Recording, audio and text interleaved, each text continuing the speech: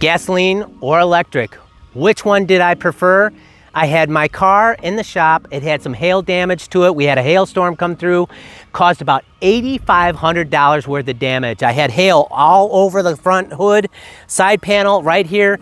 The glass panoramic roof did fine. There was no damage up on top or on the glass, but the hood was damaged, pretty damaged.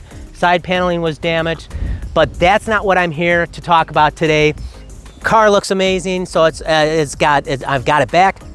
They did an excellent job, but I got 7 things of what I really missed about having my Mach-E while I was renting a Dodge Charger. I tried to get an electric vehicle for a rental, but they didn't have any. I found it very hard to find a rental company that had that, especially working with my insurance. But regardless, they gave me a Dodge Charger for a sporty car. But come with me, let's check out 7 things of what I really missed about my Mach-E, and then stick around to the very end because I'm going to tell you one positive thing that I really liked about having the Dodge Charger.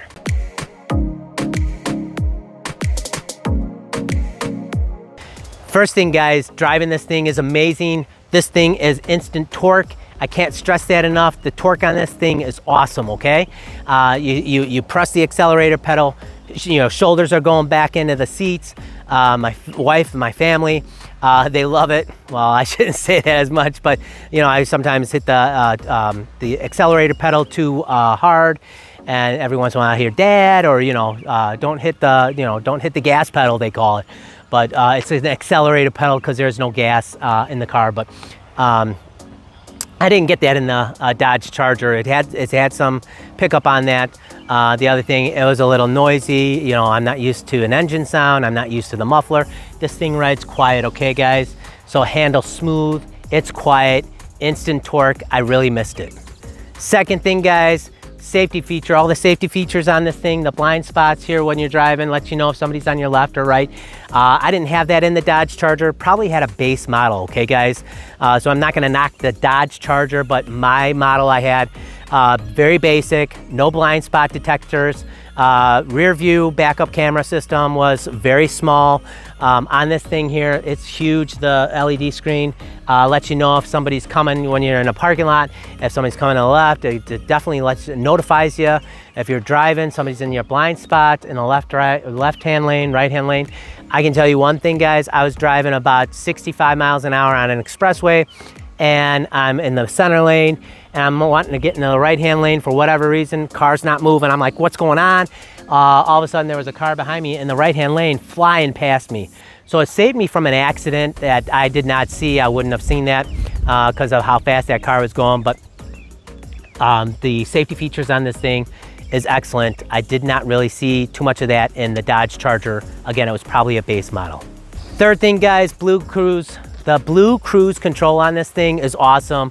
You get on some of the major highways, you press cruise control, the thing drives itself, hands off the steering wheel. Make sure you're paying attention to the road. It does have sensors to see if you are watching the road. If not, it will beep at you, say watch the road, watch the road. Supposedly it'll pull you off to the side of the road safely if you say like you fell asleep or something. But guys, this thing is awesome. Blue Cruise, I really missed it. I love hitting the cruise control and it drives itself. It's pretty cool. It's it's a cool feature that I really missed and I really enjoy using. Fourth thing, guys, this LED screen, center console, 15.5 inches. Thing is awesome for navigation. Rear view mirror when you're parking in a parking lot and the lines, you want to make sure you're centered. The thing is, it's an awesome screen. The screen that was in the Dodge Charger was real small. Again, base model most likely. I know other vehicles have certain things, but I'm just telling you of what I really missed for not having my car for 11 days. Again, the screen, I'm used to a large screen. And some of the features, like I said, navigation is awesome on that. The radio it's not so much. Well, when I say not so much, the radio is just very basic, big screen for that. But with the safety features it has, blind detection, and then parking, it's awesome to have a bigger screen on that. Fifth thing, guys, that I'm really used to is the sunroof on this thing. Sunroof is amazing. It's full panoramic, starts from here, goes all the way to the back, lets a lot of light in. It is shaded. They do have some kind of shading in there. So on the bright sunny days, you can see the sun, but it's not like it's beating down on you. Like some of the sunroofs, you know, you got to pull the visor. This thing doesn't have any visors in there. It is just a glass top to it, but it's shaded. It's awesome. It feels open. And the Dodge Charger, there was no moonroof, nothing. It just, I felt enclosed, okay guys? But again, I'm used to a full panoramic sunroof, so that's something I'm used to. I really enjoy it. It feels open. I don't feel like I'm enclosed. And you know, I ride a bike, so me feeling like I'm out there in the open, kind of cool thing here. Guys, another thing that this car does, the sixth thing that this car does, speed limit. So it's always notifying you with the speed limit. When I say notifying you, it's on the LED screen. So it lets you know, okay, it's 30 miles an hour, you're in a 30 mile an hour zone, 75 miles, 65, whatever the speed limit is. The other thing too, guys, is that you can do this with the cruise control, and you can set the speed limit. So the car will do the speed limit that's in the surrounding areas. You're on the expressway, you're doing 55 miles an hour, drops down to 45, it'll go down to 45. You can also set the settings to do 5 miles an hour over, maybe 8 miles, 10 miles. I had that on, and then I just didn't, I turned it off after, I don't know, a couple months. But yeah, they have that setting in there. I think it's kind of cool. But the one cool thing I did like about this, it does, you know, sometimes you don't know what the speed limit is. It's always reading your speed limit, and it knows what speed limit it is and on roads. It sees the speed limit and automatically adjusts to the speed limit. Very cool to have. Definitely missed that as well. The seventh thing that I really missed about not having my Mach-E, my phone was my key fob for the car. So I didn't have any key fobs on me, I didn't have any keys. I walk up to the car, it unlocks. I walk away from the car, it unlocks automatically. I have that set up. It's the Ford app for the phone. But again, I really like that. The Dodge Charger, I had to lock it every single time I want to unlock it or lock the vehicle. I had to unlock it. But with my Mustang Mach-E, as soon as I walk up, I can go ahead and open, hit the door handle, the unlock button, and it will unlock the vehicle automatically as long as I have my phone on me. Very cool feature for that. I definitely missed that a lot because I found myself with the Dodge Charger, finding myself walking up to the car. It was actually unlocked because I forgot to unlock it because I'm so used to and being in the habit of this car locking itself and unlocking itself. Really love that feature. All right guys, so this is where I tell you what I really liked about having the Dodge Charger. There's one thing I really liked.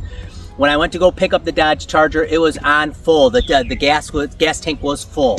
And when I got in there, I happened to see 425 miles for an estimated range. That was awesome to see, guys. I will admit it.